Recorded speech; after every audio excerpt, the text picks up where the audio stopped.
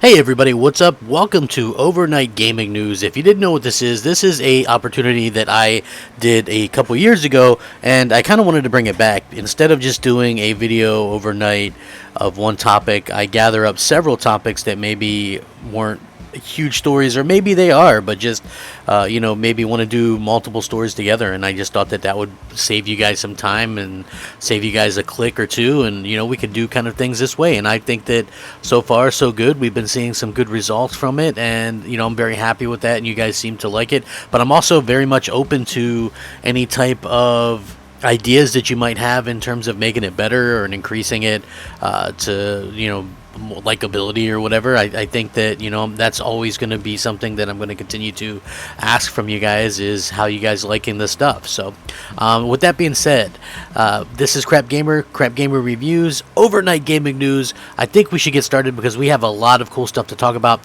The first thing that I wanted to talk about was something that I thought was pretty obvious, but Starfield, the upcoming game that we haven't even seen anything from it. I mean, there's been a couple of quote-unquote leaks, but apparently this game is not going to come to PlayStation 5, which I thought we already knew months ago when Phil Spencer said that only only places that had Game Pass would be getting it. But apparently, according to the recent stuff, Jeff Grubb and whatnot, this game is going to be Xbox, PC exclusive, whatever that means. So, journalist Jeff Grubb, who has a number of inside sources and revealed details about games in the past, has come out and confirmed outright that Starfield will be exclusive to Xbox and PC platforms, not hitting PlayStation 5 at all.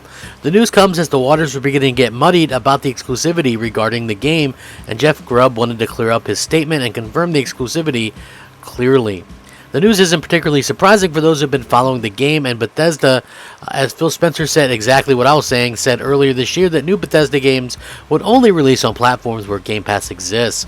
But here's what he said if you wanted to kind of miss out on it. He says, Starfield is exclusive to Xbox and PC, period. This is me confirming that, which again, I think that this obviously was going to be the case. And listen, if you're a PlayStation 5 owner or PlayStation owner, and you can swing it, pick up an Xbox. Or if you have a PC, play it on PC.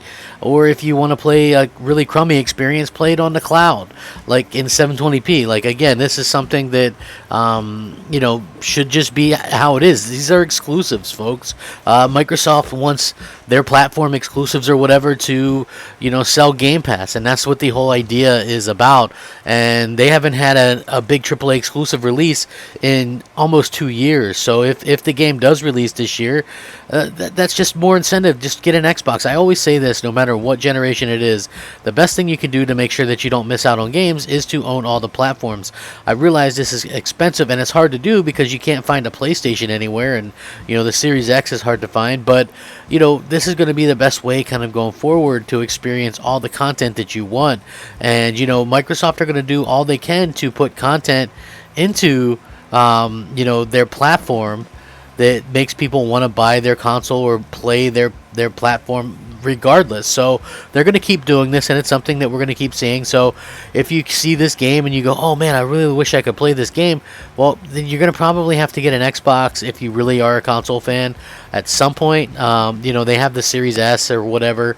It's a cheaper option, but yeah, like that's the best thing and best advice that I could give you when it comes to that.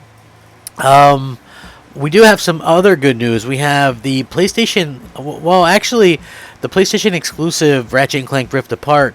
We got the PS5 file size and preload date for everybody. So Insomniac Games' Ratchet and Clank Rift Apart is launching for the PlayStation 5 next month, and with the game having now gone gold, which is a good thing, we've got an idea, the file size and the preload date for you to feast your eyes on. According to this, the Ratchet and Clank Rift Apart file size clocks in at 42.1 gigabytes, although this is without any day one patch updated.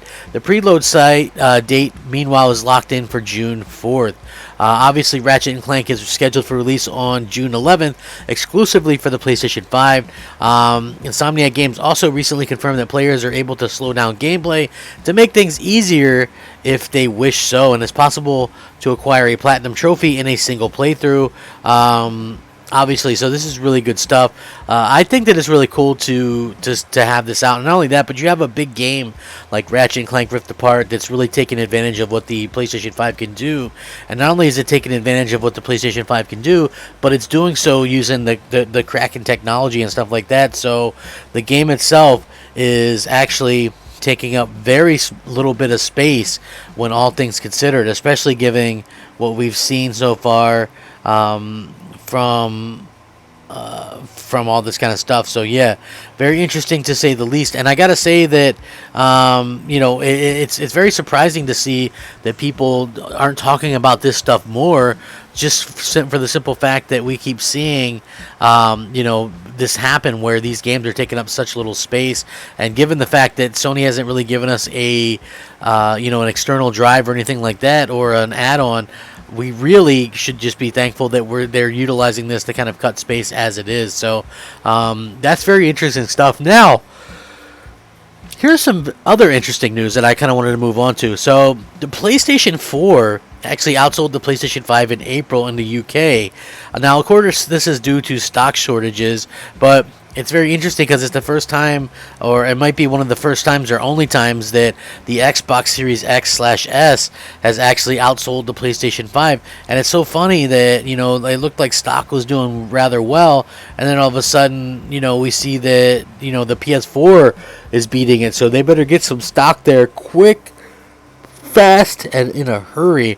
But again, the Switch is number one anyway there, but it just was so odd to me to see the PS4 was actually ahead of the PS5 in sales. So shortages of the PlayStation 5 stock in the UK has resulted in its predecessor outselling Sony's new console for the month of April 2021. Although Nintendo Switch ultimately came out on top as the best-selling system during the period.